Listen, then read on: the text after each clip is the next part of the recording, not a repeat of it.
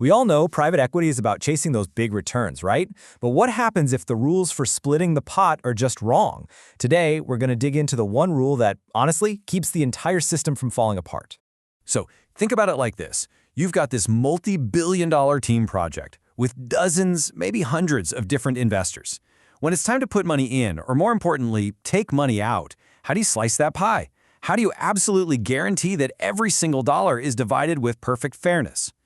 Well, the answer isn't just simple math. It all comes down to a special set of instructions written into the fund's DNA. They're called allocation rules, and getting them right, well, it's everything. Let's break it down. Okay, so to really get a handle on these rules, you've got to see a private equity fund for what it truly is. It's a limited partnership. And that's just a fancy way of saying it's a super complex agreement between a whole bunch of investors and the fund manager. And every single financial move, every purchase, every sale has to be traced back to each individual partner's share. So, what exactly is an allocation rule? It's the formula for how you divide everything. And I mean everything. Every asset you buy, every fee you pay, every single dollar of profit. Each entry in the fund's books has to be meticulously broken down and assigned to each specific investor. You can think of it as the blueprint for financial fairness. Now, there are a few different flavors of these rules, but let's start with the most basic one. This is the bedrock, the one a lot of funds are built on.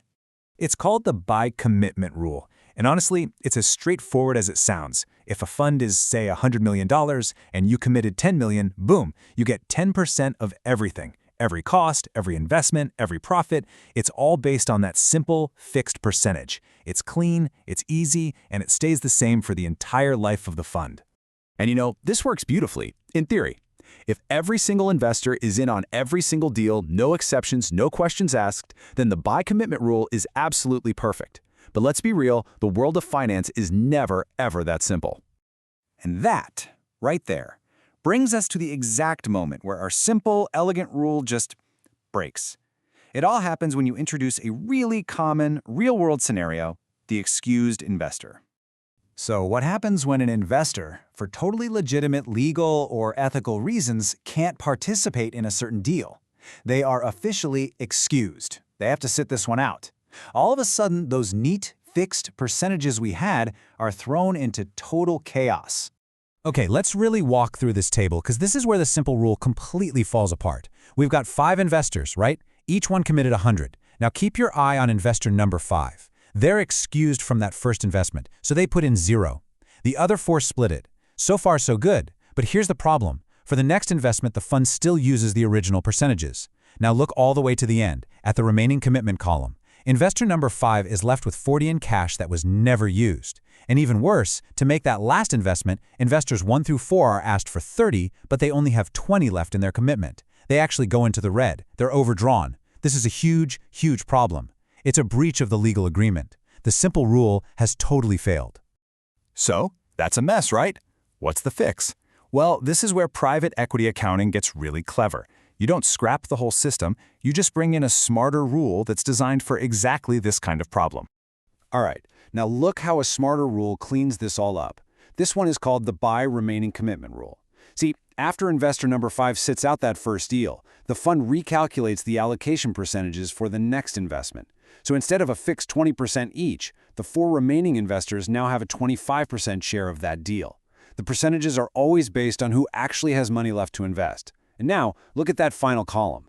Every single investor's commitment is used up perfectly, right down to 0. No leftover capital, no one goes into the red. That, my friends, is the power of a dynamic rule.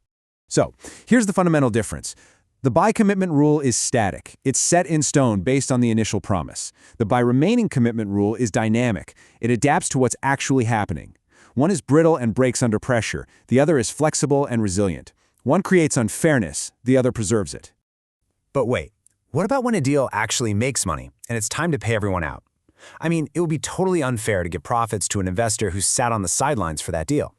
That's where the buy sharing percentages rule comes in. It keeps a perfect memory of who funded which deal and uses those exact same percentages to hand out the profits. So if you didn't invest, you don't get a share of the returns. It's about fairness on the way in and on the way out.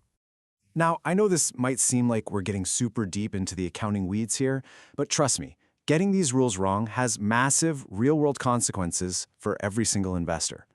So, the bottom line is this. When the allocations are wrong, the entire financial picture gets distorted. An investor's net asset value, their NAV, it's wrong. Their official capital account statements, also wrong. Some investors are getting a raw deal, and like we saw, it can literally cause a breach of the fund's legal agreement. This isn't just a rounding error, it's a fundamental breakdown of the system. And here's the kicker, the part that might genuinely surprise you. You would assume the annual audit catches these kinds of mistakes, right? Well, not exactly. Our source material makes it clear that auditors typically don't sign off on the individual investor-level numbers. They audit the fund as a whole, but the fairness between the partners? That's not guaranteed by the audit. That responsibility falls squarely on the shoulders of the fund manager. This level of complexity is precisely why trying to run a modern private equity fund on a simple spreadsheet is just so incredibly risky. The minute you have just one excused investor, the logic can become a tangled mess. And that's why specialized accounting platforms are so essential. They're literally built to handle these dynamic, complex rules without ever breaking a sweat. It leaves you with a really fascinating question. We always focus on the brilliant investments a fund makes, the genius deals. But what if the rule book, the thing that governs fairness among all the partners, is just as, if not more, important? Because without a fair set of rules, even the greatest investment in the world can end up tearing a partnership apart.